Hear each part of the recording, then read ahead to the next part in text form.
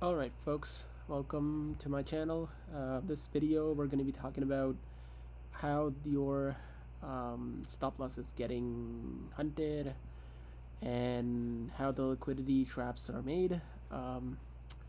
We'll be looking at the MNQ Micro E-mini NASDAQ index features. Okay, so last week, Friday, I was watching the price action during the New York AM session, silver bullet, 10 o'clock, right? So we see the 10 o'clock started the reversal, but then if we're looking for something like shorts, okay? In this video, I'm not gonna show you every single thing about the model I'm talking about, but I'll give you a little bit hint to begin with, and in the coming videos, I will share pretty much everything. We need to create our own model around this, okay?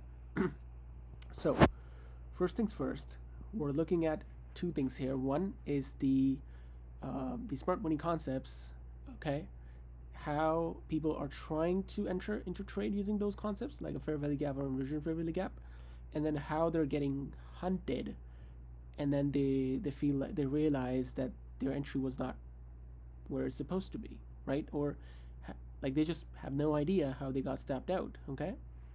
So how that is happening? Well, if you look at the pre-New York opening, we have all this consolidation, and then market went above, okay, gave up the ghost, strike to come lower.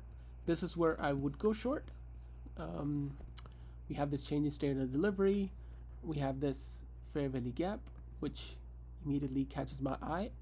If someone would love to go short, can go short here too. Again, enter one contract here probably on this inversion, and then this is the displacement we were looking for, and then this is the point where you would probably go short and then hold all the way up to this first presented one, or this swing low. Preferably you can hold until the last pre New York AM session if you have any runners, but that's it. For me, this is good enough to short here, target this, and that's it. I am out of shorts. Usually if I can hold one more contract, I can trail my stop loss somewhere here, and then it could very well come back to this or that fair value gap because there's an order block, so it may tap up until there. It didn't, showed weakness, went lower, again went above, until this order block, again went lower all the way here, and then started to go back up again.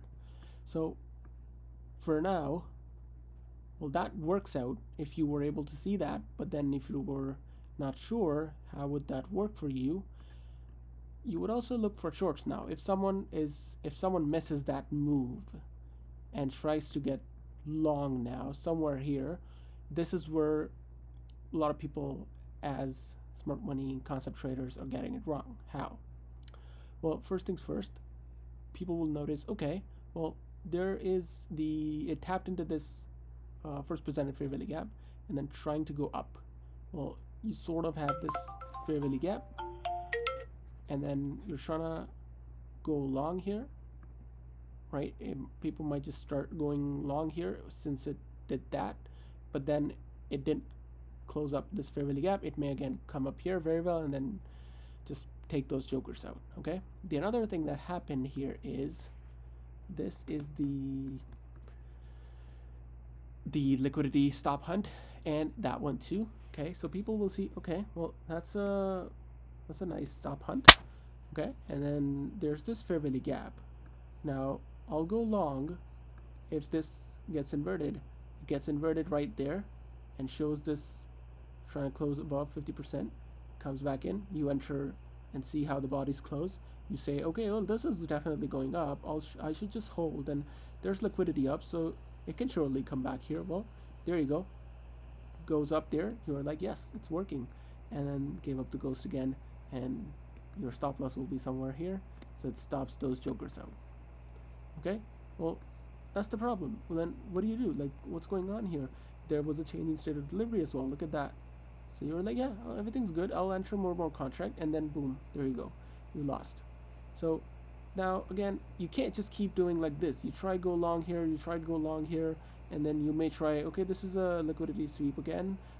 Maybe it might just go up and then keep going until it actually shows you this time. It would have just probably gone lower too. That's the point, right? Like, where do I see it actually reversing? So first of all, time. Okay, what is the time here? Well, right now it's 10:20. Well, that's not a macro time for me. What is this?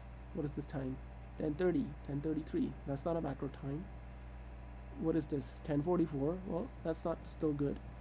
What is the time here? 10:48. We're coming to something here. 10:50 is the macro we need to wait for. So when this hunted the pre-EM session liquidity, and then this is the London session liquidity below. It actually did not take that. And some people will wait for it, but there's an SMT with ES here. Okay, if you want me to show you. Okay, there's an SMT. It took the London low right there, and the MNQ didn't take it. So that's an SMT right there. Okay, so first confluence, SMT divergence, liquidity sweep. Second confluence, inversion fair value gap. Third confluence, it closed above, then tapped back in, did not close anything below, and then started to run up. Okay, so I will go along here, 10:50, because it's macro time, another confluence, and I will wait for changing state of delivery. If I want to, I will enter one more contract in this fair value gap at the constant encroachment or the 50% premium discount if I can enter into that. It did not give up an entry in 50% level anywhere in this swing, this dealing range. So only one contract say here, and then that's it. Like, it did not come anywhere near my stop loss and kept going higher. Where? So you need to have a draw on liquidity. Well, that's another thing a lot of people miss. Was there a clean relative equal highs? Well, there is something, but that's too far. If it did not close anywhere here, it's not coming up. Again, there was no SMT, there was no macro time, so you just keep adding more and more confluences. There was a new week opening gap, new day opening gap, whatever it was, I have it marked. So it did not, there is a very close proximity, so I will expect it to be taken first and then start to reverse from there, which it did. So it went up, and then it went just above that, and then tried to go lower below. That's the 50% level that you will look here, probably the optimum trade entry. You can enter there and target this fair value gap right there again, but I will just be happy with that. And again, if you have these relative equal highs, try to at least take some partial off. If you're looking for that, that's fine too. Sometimes it doesn't come there, so that's the first low hanging fruit that you will take. Okay, so always remember to take some partial at the lowest hanging fruit. Since it did that consolidation and went up, you can anticipate this sometimes not get taken and then dump lower again. But then again, you have to see where did it come all the way back to. Oh, there you go. Again, respected that fair value gap and then went up again. There you go. You get an exit there, and then just dump back again lower. But then same thing happened again. Look at that. Look at that. Extend that. See how it respected that, and then went back up again. Okay, so then another setup here. Okay, SMT there, and short setup, but that's fine. This is your main silver bullet. That's how you find the silver bullet. Okay, not just randomly between 10 to 11. You need to look at how the levels are led up. Okay, they should be laid up in a way that makes sense to you. If they're not, well, I'm not taking any trade based on silver bullet. I will rather do something else. Maybe this setup would make more sense for me. So in just one session, during the EM session, you already had two brilliant opportunities to go take in both sides of the market. A short, a sweet long here, that's it. And again, if you grade this high to low, that's your 50% level. Okay, so that's also makes sense. But for now, I would say this is the sauce I want to give you, and then let me know if you need the actual model behind it.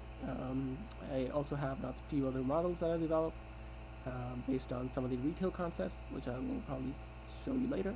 Right now I'm not super impressed by them, but they do work. They do work. Not just as great as the smart money concepts, but it's good enough to make a living out of it, like a bread and butter setups. So I'll deliver that sometime. For today, I hope you liked the video. Thanks so much for watching. I'll see you in the next one. Take care.